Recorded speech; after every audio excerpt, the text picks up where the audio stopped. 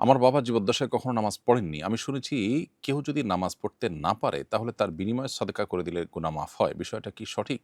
যদি সঠিক হয় তাহলে আমার বাবার সকল ছুটে যাওয়া নামাজের বিনিময়ে সাদকা করতে চাই। কিভাবে কাকে করব পুরো পদ্ধতি জানিয়ে বাধিত করবেন। প্রিয় দর্শক, আপনার প্রশ্ন উত্তরে বলতে চাই, কারণ নামাজ ছুটে গেলে নামাজের বিকল্প হিসাবে তার মৃত্যু হয়ে গেলে তার ওয়ারিসরা তার পক্ষ থেকে যদি ফিদিয়া দেওয়ার ব্যবস্থা করেন, অর্থাৎ ক্ষতিপূরণ হিসাবে মিসকিনকে খাদ্য দান করেন, তাহলে সেটি তার গুনাহ মাফের কারণ হতে পারে এবং তার দায় মুক্তির কারণ হতে পারে। এমনটি বিশ্বাস করেন অনেক ফকি, যেমন ইমাম মুহাম্মদ রহমতুল্লাহ এটি বলেছেন।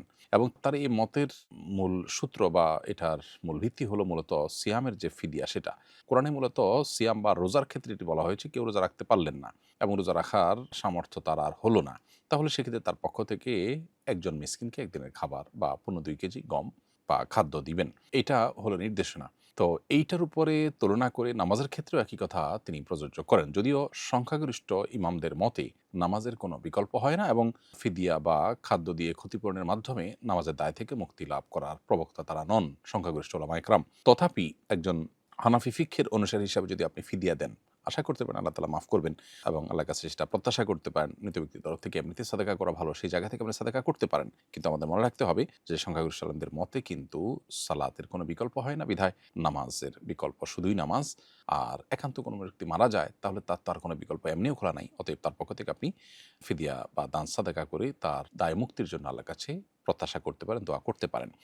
কিন্তু একটা জিনিস আমাদের মাথায় রাখতে হবে যে সারা জীবনে কখনো নামাজ পড়েননি এমন যদি হয়, বিষয়টা খুবই ভয়াবহ। আল্লাহ তাআলা আমাদেরকে হেফাজত করুন। মাঝে মধ্যে নামাজ পড়েননি বা কখনো পড়েছেন, কখনো পড়েননি, কখনো অবহেলা করেছেন, এটা একটা বিষয়। কিন্তু জীবনে কখনো নামাজ না পড়াটা এটা খুবই ভয়াবহ বিষয় এবং ইমানদারের মার্কাই হলো নামাজ পড়া। সেখানে পুরো জীবনে নামাজ ইচ্ছাকৃত না পড়া, এটা কোন দৃষ্টিকোণ থেকে হলো, সেটা আসলে ঈমান হরণকারী হওয়ার মতো পর্যায়ে যাওয়ার মতো দৃষ্টিভঙ্গি তার ছিল কিনা, বিশ্বাস তার ছিল কিনা, আকীদা ছিল কিনা, সেটা একটা বড় প্রশ্ন সাপেক্ষ বিষয়। এই বিষয়গুলো আরও বিস্তারিত জানার জন্য কোনো আলেম, কোনো দক্ষ মুফতির সঙ্গে সাক্ষাৎ করে আপনি জেনে নিতে পারেন। ছোটবেলা থেকে আমরা দেখে আসছি লাশ নিয়ে কবরস্থানে যাওয়ার সময় উচ্চস্বরে কালিমা পাঠ করা হয়। একজন বলল এটা বিদআত, সঠিক বিষয়টি জানতে চাই। জানাজার লাশের সঙ্গে চলার সঙ্গে উচ্চস্বরে কালিমা পাঠ করা বা জিকির করা, এটার কোনো হাদিস দ্বারা সাব্যস্ত নয়, বরং এটা সঠিক নয়। বরং এ সময় আখিরাতের চিন্তা ভাবনার ভিতরে মানুষ ডোবমান থাকে, নিমজ্জিত থাকবে, এটা হলো স্বাভাবিক।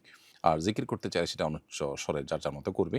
ও সমুচ্চ স্বরে এবং সবাই মিলে সম্মিলিত কালিমা পাঠ করতে করতে কবরে নিয়ে যাওয়ার বিষয়টি আমাদের সমাজে বহুল প্রচলিত হলেও সেটি কোরআন বা হাদিস দ্বারায় সাব্যস্ত নয়। কিছুদিন আগে আমাদের এলাকায় রোড অ্যাক্সিডেন্টে এক পরিবারের ৪ সদস্য মারা গেছেন। সেখানে ছিল মা, ছেলে, বাবা ও একজন ফুফু। সবার জানাজা হয়েছে একসাথে একটি জানাজায়। আমার প্রশ্ন হলো, নারী পুরুষের তো জানাজা ভিন্ন ভিন্ন দোয়া, তাহলে একই জানাজায় সবগুলো দোয়া পড়তে হবে নাকি ভিন্ন ভিন্ন কোনো পদ্ধতি আছে? নারী পুরুষের জানাজা আসলে ভিন্ন কোনো দোয়া নয়, বরং নারী পুরুষের জানাজার দোয়া একই। অতএব সবগুলো লাশ একসাথে রেখে একসাথে জানাজা আদায় করলে একই দোয়া সবার উদ্দেশ্যে করলেই ইনশাআল্লাহ বিইذনিল্লাহ জানাজা বিশুদ্ধ হয়ে যাবে। দোয়ায় যেখানে সর্বনাম একবচন আছে সেখানে বহুবচন ব্যবহার করা হলো আপনার কর্তব্য। সেখানে নারী পুরুষের জন্য আলাদা কোনো পার্থক্য নেই।